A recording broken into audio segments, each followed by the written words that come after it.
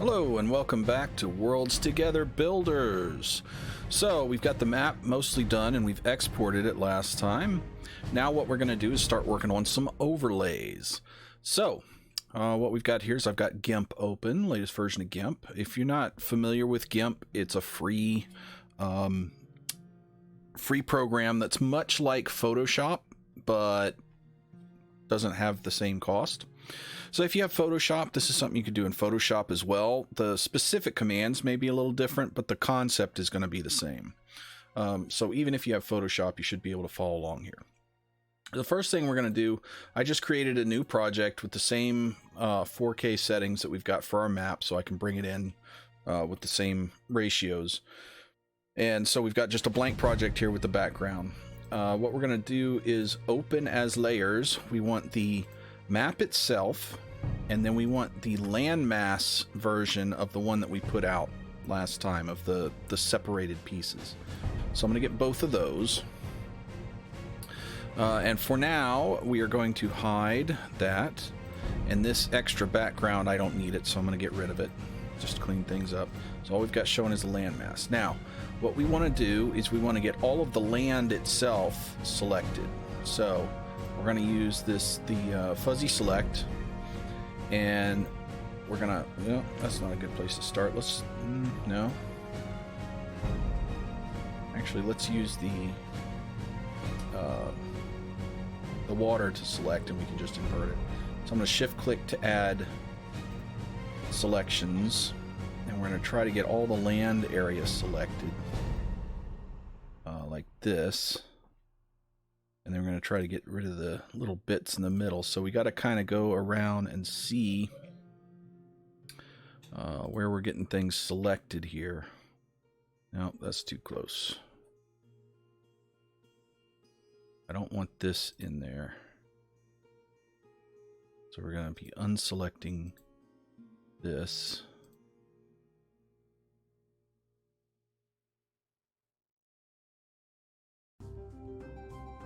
And this does take a little time to get it right, because especially if you've got a map with a lot of complicated stuff like this.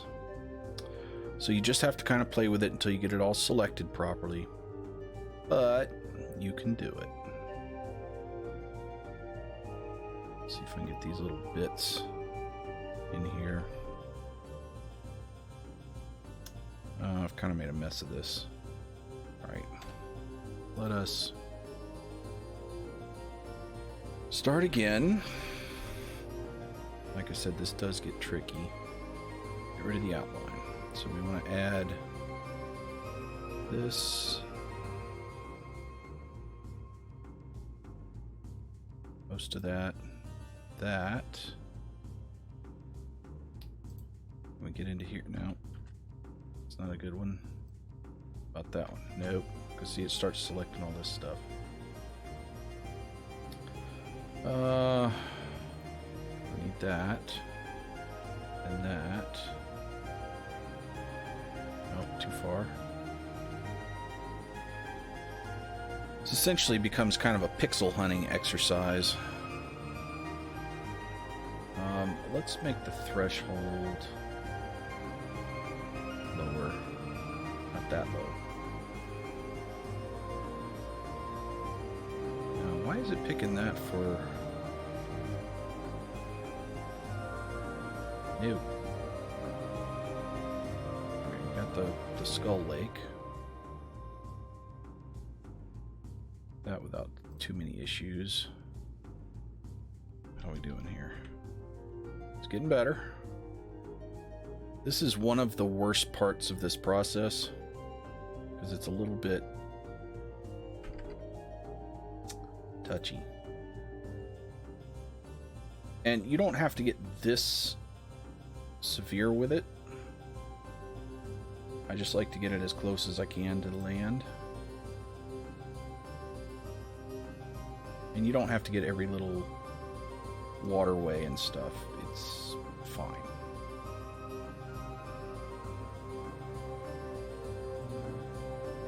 About there. There. Can I get away with that? Nope. About that one.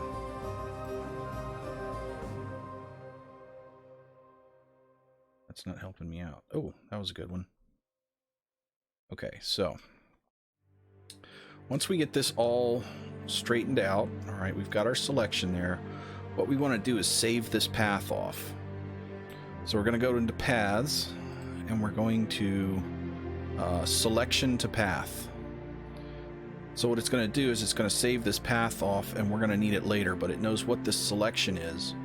And we're going to use this when we're creating our blobs so that we can get the edges without doing a whole bunch of tracing and stuff.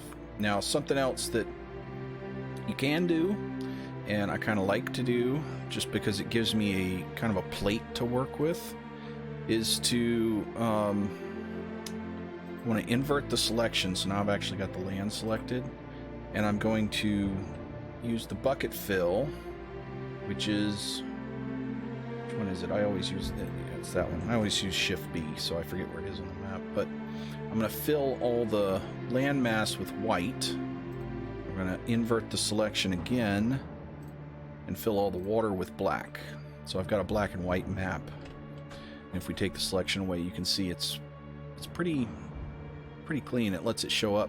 So we can use this for all kinds of stuff. This isn't necessary for what we're doing right now, but it's while you've got all the selection going, you might as well do this because it makes your life easier later. So now we don't need this anymore for the moment. We're going to move that out of the way. So I have actually done some of this stuff. So we're going to skip ahead a little bit. And I'll open up the one that I've actually got working here. So you can see we did the same thing here. I actually made a copy of this with the rivers and internal waterways and without. I just cleaned it up with paint and white over it. So I've got the map, and then we've got this group called kingdoms. So what we're going to do is make the political map, you know, with the colored blobs for the different areas. So here's how we're going to accomplish that. So what we've got is a bunch of different layers that all are just bucket filled with different colors. And as I turn these things on, you can see I've got them all filled out, and we've got the nice edges. And don't worry, this is going to look a lot better. We're just getting the rough ends here, but we're going to make this look a lot nicer soon. So I've done a bunch of these, but we'll go through another one so that you can see how it's done. And we're just using masks here for this, and you can see them over here. These are all the masks. So if I look at these, you can see, if you look down here, you can see all the individual countries where the masks are painted white to allow that color to show through. So let us make a new layer in here.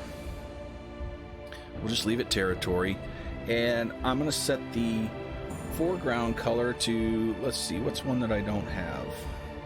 Let's find something new. Let's go into there's lots of blues and purples there.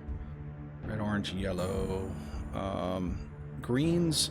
Greens tend not to work well in a map like this because a lot of the map is green, so that it starts looking a little weird because these aren't going to be quite this stark when we get done with it. So I'm going to stay away from the greens. Let's see. Let's get to maybe. Can we get to like a pink? I mean, colors are going to have to be kind of close. Let's get to a dark purple like that. You just don't want the close colors next to each other if you can help it. But we'll see how it goes. So let's see. So one thing I want to do is figure out where I'm going to put the next country down here, I think. So this is probably a bad color because we don't want this right next to this. So let's put a kind of a yellowish color in there. All right, so all we need to do, we've set this to foreground color, so that's what its color is going to be. You can see this here now. Right click and add a layer mask. And we want set it initially to black so it's fully transparent. We don't see it at all. And we just add the mask. So now you can see through it, and because this layer mask is all black, everywhere that's black is going to be transparent. So now what we're going to do is we're going to zoom in here, and we are going to get our lasso tool that allows us to trace this out. Now, here's the nice bit, and here's why we did the selection stuff earlier. I can start this here and just kind of trace around in the water where I'm going to want this new country to be. All right, so let's use this river as a boundary. So I'm going to go here, and I'm just going to hold down, and I can start tracing freehand. So we're going to use this river as a country boundary. River and then the mountains. And it's going to come across like this. And then like this. And then this river.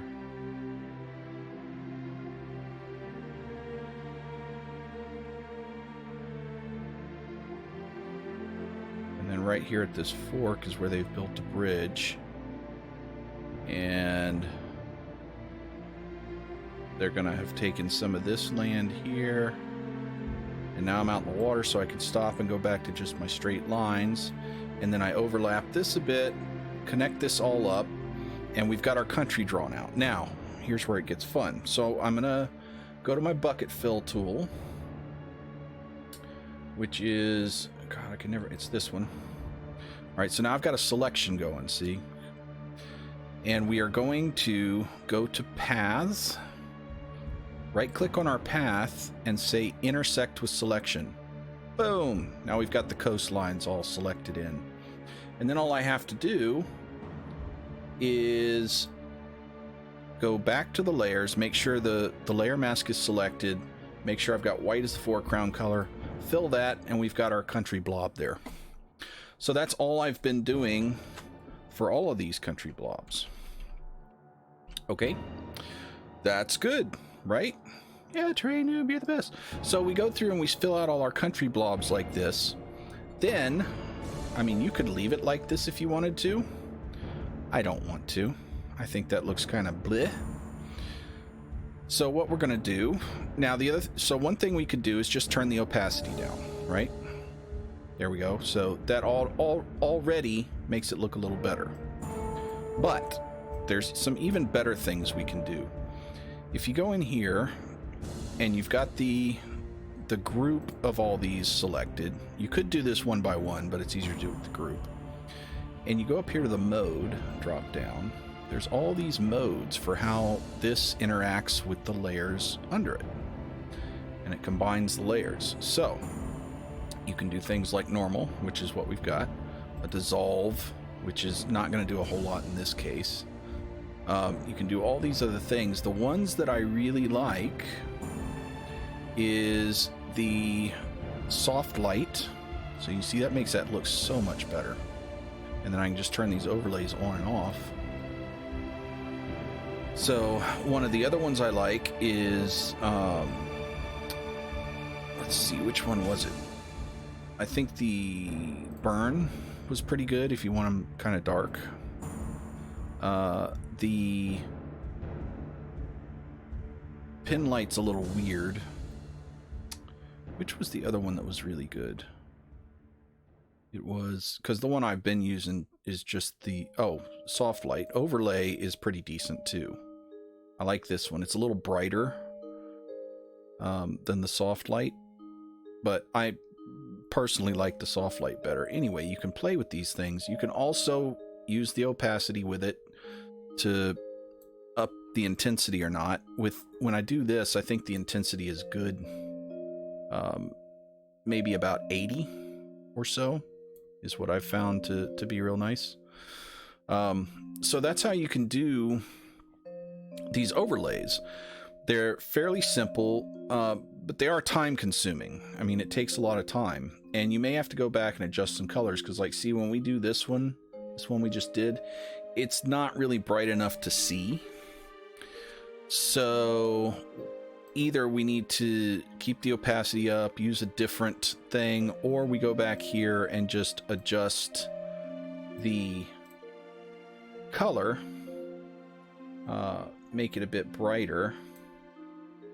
And then we go back and fill that. If we got to have this layer selected, and then we just fill it, and it's going to fill in that whole bucket, but we only see this because of the mask that we've got. So that's how you can create these things. And then you'd go in, and there's all different kinds of overlays that we'll end up doing. They're all going to work pretty much the same way. So this is like the political overlay. You could have a travel overlay. You could have a race population density overlay, a race distribution overlay. You can have all kinds of overlays here and make them like this. And that does kind of help with figuring out the stories for your stuff. So, you bring them in, do that, and then you can turn this off, and I've got the overlay.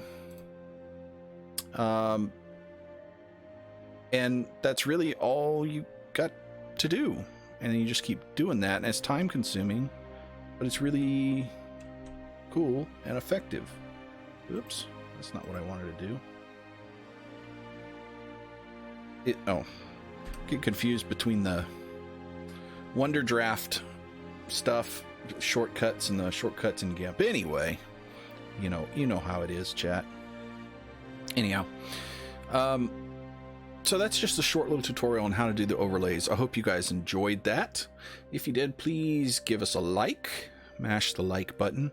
If you want to see more of these and know when they come out, make sure you subscribe and ding the bell. If you want to know all the stuff that we're doing all over the place, you can catch us on all the social media channels. Make sure you mash all the buttons and ding all the bells on YouTube, Facebook, Twitter, and Twitch. And until next time, build on.